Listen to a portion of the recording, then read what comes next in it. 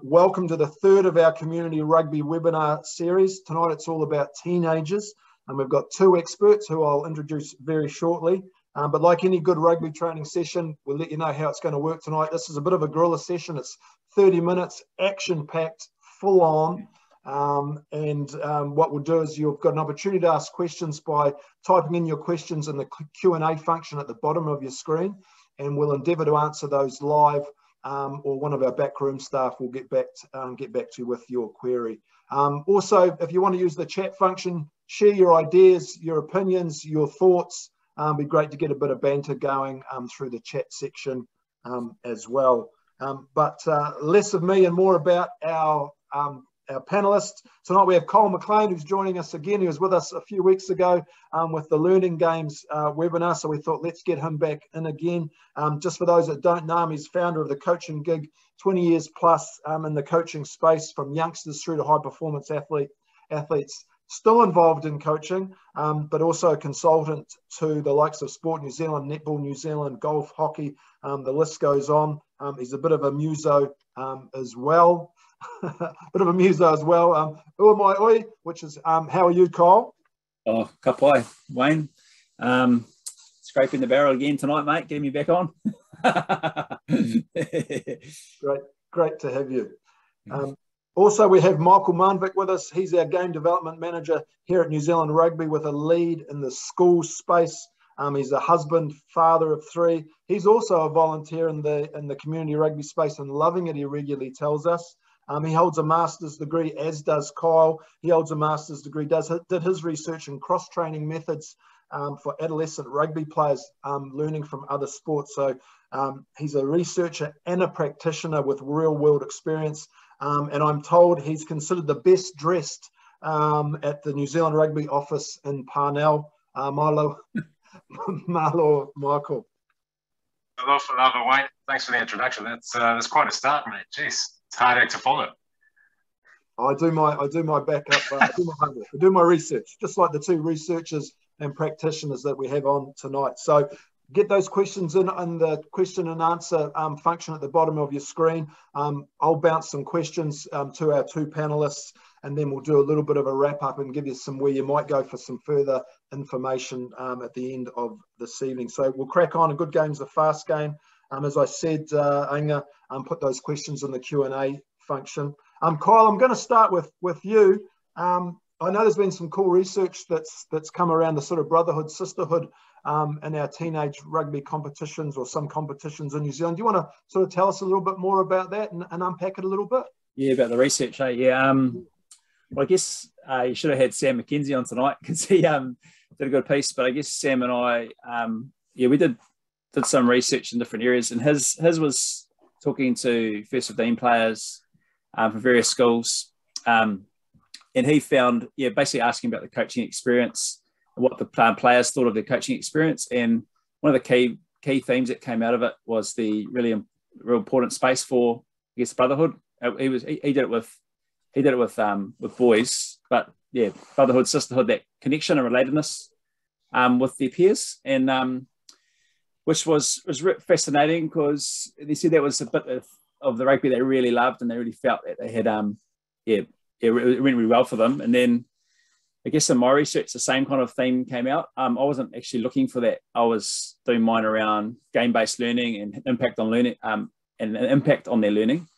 But when I asked them questions like, if you had a room full of coaches and what kind of advice would you give them? And it would generally always go back to, build a good culture, the relatedness stuff. One player said, build a culture, then coach us. So it was around that whole connection first, and then coach them, which was, it's probably not too surprising, really. If we look back to our own experience at school rugby, some of the fondest memories we have is, school rugby, because you're with your mates all the time, and that's a massive part, isn't it? So, but anyway, they put that really high on the agenda. They think that's really important, and I think there's probably good opportunities for coaches to get it forefront of mind, and to see how they unpack that. But I don't actually think it's too difficult in the secondary school space, because they're with each other all the time. they're with their mates at school, aren't they? So, but then I guess with our roles as coaches is to, enhance it. It does make sense, but again, it's something that we probably need to be more intentional about. As you said, it does make perfect sense. So I love it. Connect us, then coach us. Yeah. I think is the message that I heard from you there. So yeah, I really like that. Hey, I'm gonna pass over to you, Michael, if I can. You've been our man talking about Fabs in our Rugby Smart webinars. So just around that Fabs framework, again, it seems like sort of common sense stuff, but maybe we can unpack that. How does that apply to our teenagers? Maybe unpack that a bit more. Yeah, absolutely, Wayne. So I'll chuck the Fabs over in the chat there, so our attendees can see what the acronym stands for. So those people that are familiar with it, it's a little bit of a sort of a guiding light for what we in the community rugby space use. So giving, whether it's coaches, participants, managers, referees, an environment which is actually fun, first and foremost, one where they can achieve something, creating an environment where there's a sense of belonging, and then obviously making sure that everyone's safe, whether that's physical safety, emotional safety. And so it's interesting when you talk about teenagers, we're talking about boys and girls that are transitioning from the club space and intermediate school into high school. And so if I can focus on one of the letters of the acronym, it's probably going to be belonging more than anything else. It's hard for a lot of teenagers. We were teens once as well, and you know what it's like leaving intermediate school. You might be a big fish in a small pond, and suddenly you become a very small fish in quite a large pond, literally. And so that sense of belonging, I think that's the beauty of sport. It actually gives young kids that sense of finding friends, meeting new people, engaging with teachers, parent coaches, and really sort of manifesting itself as one of the important pillars for young people whilst they're having their psyche developed as they go through high school. So the belonging one, and I'm certainly seeing that working with the teenage team at the moment, it's very much, who am I? Why am I here? What do I stand for? And what does the crest on the shirt kind of mean? And exactly to what Carl's already said, it's connecting first and coaching second. But yeah, love interacting with that space, because there's so much learning there, and they're actually very honest, which is really refreshing, because they'll tell you straight if you ask a question. If you've created a safe environment where you can have those kinds of conversations with kids, they'll tell you quite openly and honestly what they think, and it's really refreshing. Thank you, Michael. Yeah, I love that sort of, some of those guiding principles we talk about with our younger or our teenage athletes around see me, acknowledge me, empower me, give me some empowerment, let me know what's going on. Really sort of, those are some really key guiding for when coaching our teenagers. Yeah, and the old sort of saying, I don't like to throw out the cliches, but the old saying, it doesn't matter how much you know until they know how much you care. And I think that ties into both what you and Kyle are saying. Shout out talofa to Rob and Cardiff. I hope the weather's warmer there in Cardiff this morning than it is here in New Zealand this evening, Rob, but good to have you with us. Another question, I'll go back, a little bit of a scissor move, and back to you, Kyle. You're the expert, and I'd say a world expert. It's what you've done your research in. It's what you're cutting your teeth on now, a practitioner and a researcher. Where does the old learning games or teaching games for understanding, how can we leverage off that with our teenagers? Where does it fit in? Oh, mate, we went there, did we? I was wondering where I was on. Well, go back to that acronym. Yeah, fun and achievement. I guess, yeah, the game-based approach. It's teaching aids for understanding game sense, game-based coaching, whatever you want to call it. Yeah, I did do my research in that area, and I did it with teenagers, and we followed 2 teams for a season, and we asked the players what they thought of it, and essentially they loved it. They loved it because it was fun. It wasn't like a classic training, which could look like rock out of school, end of the day, coach is the same. All right, guys, just while I'm sorting my plan out, go do a couple of laps of the field, a couple of stretches in each corner. Okay, now we're doing the 4 corners. Okay, now we're going to split. I'm going to do some unopposed line outs. Going to do a couple of back moves, run against the wind for a bit. maybe a couple of ruck drills, and then we'll do a team run. And they're sort of like, pretty common. And I'm assuming people on the call tonight probably aren't like that because they're keen beans and they've jumped on. But what they were saying is that they loved it. They loved learning in context. They loved having opposition to play against. That was, it's fun. And I guess one of the key things is a real empowerment over to the player. So to the young people, here we go. I'm going to ask you some questions. You're going to work things out for yourself. We're actually going to ask you what you think. We're going to get you to engage in some stuff around how trainings are framed, decisions that you're going to make on the field, and that whole, I guess, empowerment piece and autonomy, which is massively important for young people because they're just crying out for autonomy. They're going through that stage of where they're becoming adults, and part of that is learning to fend for yourself and whatnot. So it sort of makes sense, give them responsibility. But yeah, so that whole learning in context is fun. It helps them improve as players because it's done in context, and we're not going to go probably too depth about that tonight. But the other part is player centeredness, and throwing questions to them, and letting them take control really of their own learning and their environment. And our role as coaches is to facilitate and guide that. So, and that's not too dissimilar to what came out of the research with Sam McKenzie. His was like one of the key themes that came out of his research was that they were crying out. They felt they had a bit of autonomy and a bit of say on what happened off the field, but on the field they pretty much had very little control, and it was high levels of coach control, and they wanted more. That was what I was saying. So yeah, something for us as coaches to consider, and easier said than done, but handing a bit back to them. Yeah, thank you for that, Cole. And often as coaches, that can be hard for us to do, to relinquish, some of that control. And I think sometimes there's some interesting things going on in secondary school rugby, isn't there? Like, and it could be too with, we want to win games, but potentially, or we've been coached in a way that where our coach role modelling was high levels of control and organised structure, and there's lots of interesting things happening in secondary school space at the moment. 100%, Wayne. It does take a conscious effort to step back, doesn't it? And and we're talking about it's a long term game, right? It's a long term athlete development model. You're looking at it's not quick stuff. It does take time. So, but in the long run, it does pay dividends. So, for their learning and the ability to play rugby, but the actual engagement in the sport. And like, we do need to look at things differently because it is a real challenging space. Like, the kids are dropping out of rugby, and we've got to shake things up. There's other sports out there where they get an opportunity to have that autonomy and freedom, and they don't have that coach controlling their every move, and they'd rather go skateboarding or surfing or whatever it is. So we do need to look at it. Oh, absolutely. Hey, then there's a good challenge you've just put out there, and recognising the other opportunities that there are for teams that might not be as coach-centric, or as, sometimes it can be restrictive, depending on what level of the teenage game that they're playing at. So I get what you're saying, and that we can relinquish some control over what's going on without, giving the keys to the Maserati to the, to our players, as it were, so we can still have some control as a coach or as a manager, as a referee, perhaps, but also sort of empowering our players as well.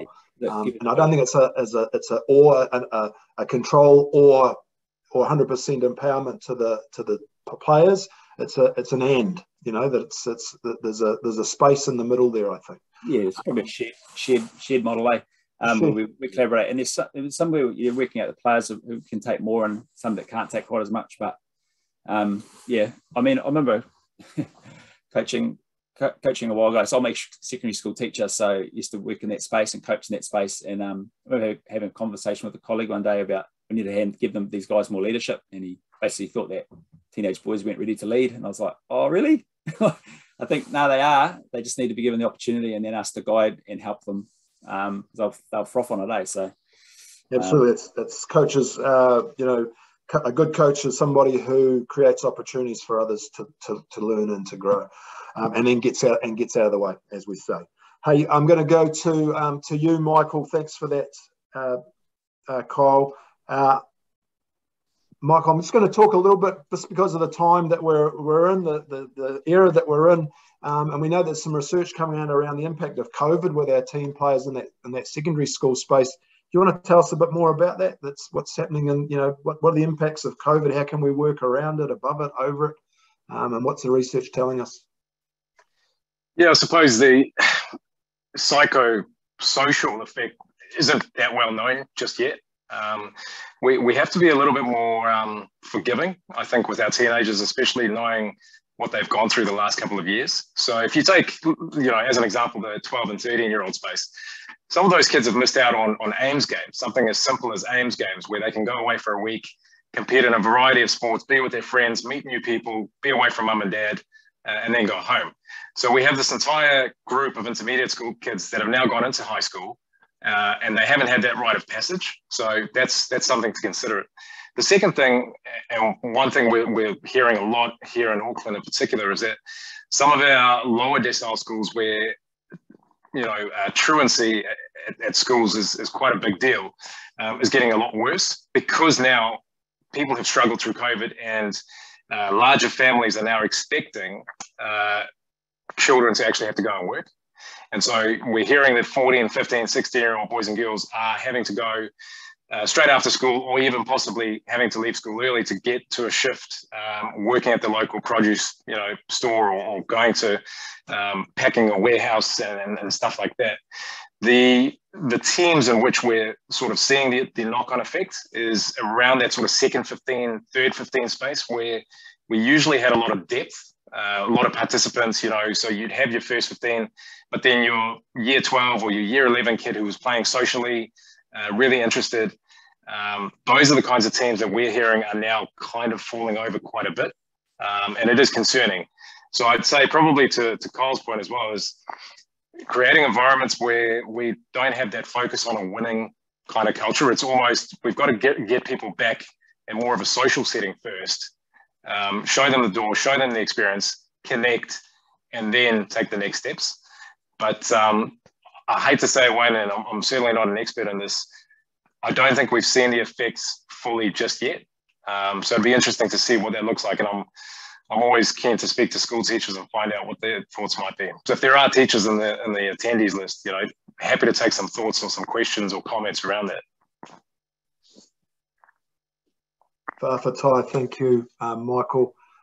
We'd love to hear from people, their opinions and ideas in the chat function. Let us know what your thoughts are. But far less about the X's and O's, and more about building that culture. Just a comment there from Blair. Good to hear from you. Belonging is really important to the older teens too. How can we build that belonging? What are some real world? You've both coached in that space. Give me a couple of examples, open up to both. What is an example of building belonging? Something tangible that I can take away and use with my under 16s or my under 18s, whatever. If I was to be, starting a campaign or before the season started, or trying to get closer connections during the season. Tell me. Yeah, so I'll start us off here, Kyle. I suppose if we're looking at that 16, 17, 18-year-old, if they're still a secondary school student, the easiest place to start is with the school crest, the history of the school. I often kind of joke that school's a bit like prison. Everyone's there for 4 or 5 years, sometimes not by choice, but you are in it and you're in it together. And so getting that common sort of denominator between our students, our participants, the school crest is powerful. And so when you sit down with teenagers, actually asking them about their college, their high school, whether they know the history of it, et cetera, and then kind of sort of breaking away the sort of, I suppose, the parameters around it. So you're actually building something far bigger than just the game, as you said, the X's and O's, Wayne. And then when you start to delve a little bit deeper, then there's a bit of commonality, and that's something that you can do, which is simple as playing for the crest. There's huge aspects in terms of that building the culture off the field first, which a lot of teenagers love and they buy into. If you think of professional teams, most professional teams probably do the exact same things on field. So their point of difference in most places, and they end up paying people quite a lot of money for this, is building culture, building environments, you know, finding those 1% differences off the field that they can translate onto the field. So what we've done with the team that I'm helping out with a little bit is really just that. What does the crest mean? What is our history? How does that relate to us as a school? And how can we kind of weave that into playing on the field on a Saturday afternoon? Any thoughts from yourself, Kyle? Yeah, good idea. I think it's yeah, schools have some really strong identity, I guess. As you just mentioned about the school crest, a lot of schools have haka, a lot of history, a lot of mana in schools, and they do really well. Values, they have lots, usually have pretty strong values you can connect to. But I guess something that's been resonating with me recently is listening to Dave Galbraith talk about this recently. It was around identity and what does the individual, you know, individuals understanding their identity and who they are and where they're from. And then I guess some of the tangible things he's talking about is unpacking with them around who they are and their story and who they represent. So and we've been playing around with this, not in a secondary school space at the moment, but a club team. So similar, some of them are teenagers and they just left school, but their story, their journey, how they've got here, their family, about their whakapapa if they can go back, you know, they'll say their why. And then what starts happening is they start understanding about a little bit more about themselves, and then they start finding connections with each other. So I think we found a connection in one of the team I'm coaching at the moment. I might be related to one of the boys, and we're and then all of a sudden that's a connection between him and I on that, or whether it's a connection around other things like I don't know, but there's there'd be something to explore, and you know, when we know who we are, who we represent, you know, it's probably it's probably a big piece to unpack. And I reckon there'll be people on this call that have got some really awesome ideas around what they do in their team environments to do that. Yeah, that's just one thought that came to mind.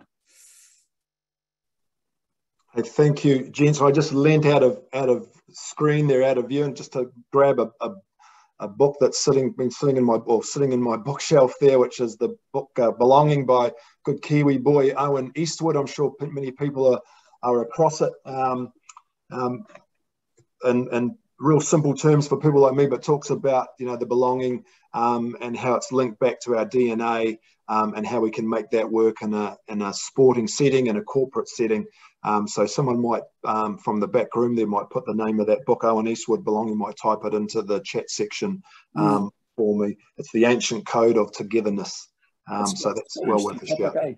It's, you know, that because all of us are involved in like work environments or family environments or being team environments, and we'll all remember the places that we felt we belonged, and you know what I mean.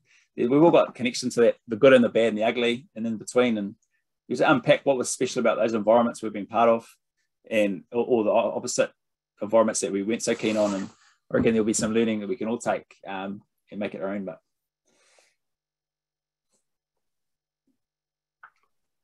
And Michael, for you, just as we're starting to sort of summarise and wrap things up there, and again, any questions you've got or any thoughts you want to share to everyone out there, please let us know. We'd love to sort of talk about it or help answer any questions or queries that you might have. But for you, Michael, as we wrap up, anything that you would want people to go away with that they could instantly and you've given some examples, they instantly could put into their coaching sort of mid-season for most of them. What can we do at this time of the season? What do you think can be really helpful for teenagers, or do you think are the sort of the golden rules? I suppose I'll quickly tell a story, Wayne.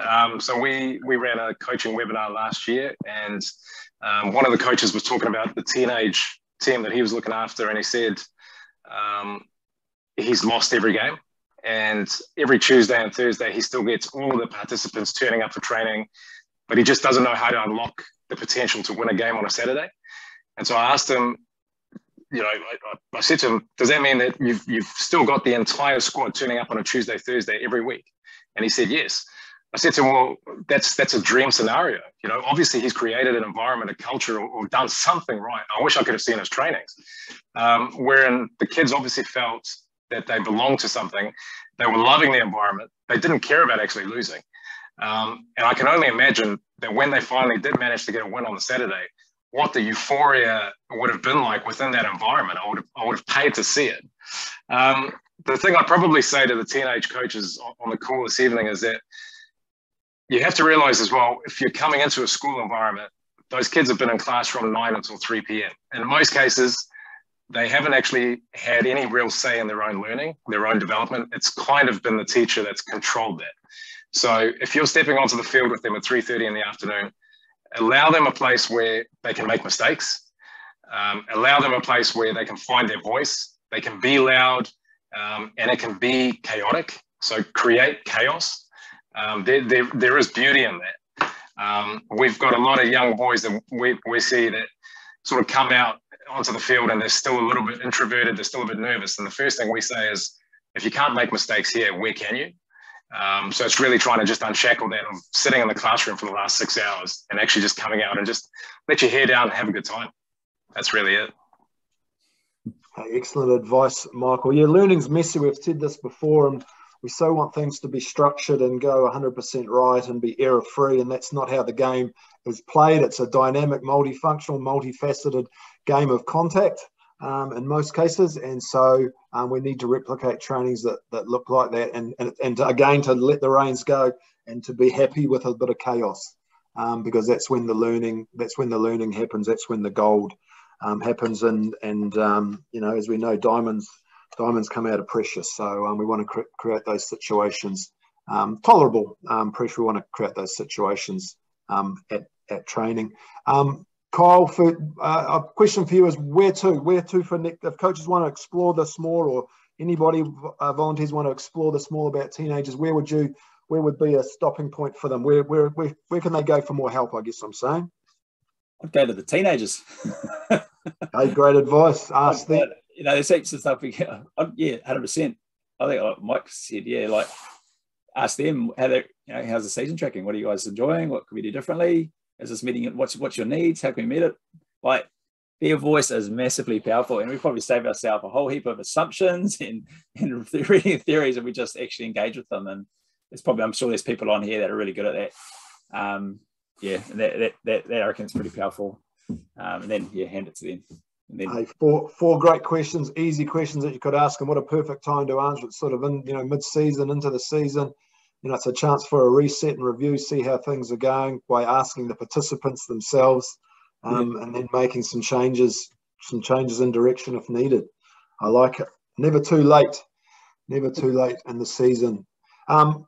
Lastly, we're just going to wrap up. I was just thinking of people, if they want to know more, I'm assuming Sam McKenzie, because he did some really great qualitative research into our teenage rugby game in New Zealand, that his thesis or his research is in the public domain.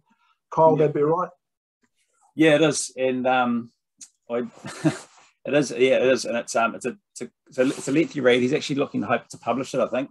He's got it. But did interview him on the podcast the other day, just started that. So if you wanted a snapshot, there's a half-hour chat with him about it. It's really fascinating. I launched the Coaching Geek podcast the other day, and it was, he was the first one on it, and it was awesome, mate. Heaps of really good feedback on what he talked about. So excellent. And that wasn't even a rehearsed opportunity for you to plug it's podcast. Free, mate. But I have listened to that particular podcast. It is really good. You're absolutely right. It's concise. It's a nice condensed version of his research. So Sam McKenzie, again, someone from our comms might put his name in with the correct spelling for McKenzie, and they can search Sam. Otherwise, search Kyle McLean podcast, and you can get onto that. It's really informative. Catherine Burkett is somebody that we at New Zealand Rugby have consulted to for a very long time. She's an expert in the developing brain in teens. She's consulted to New Zealand Rugby across community and high performance. She does lots of great work in regards to building resilience. She's a psychologist, neuroscience expert. Check out her TED Talk, various interviews, and the podcasts that she's been involved in as well. Really interesting stuff, and how we can apply it, not only in the sports arena, but just, if we're, teaching, coaching, or have teenagers in the house. She's someone. So again, we'll put in the correct spelling for her name, and people can search Catherine.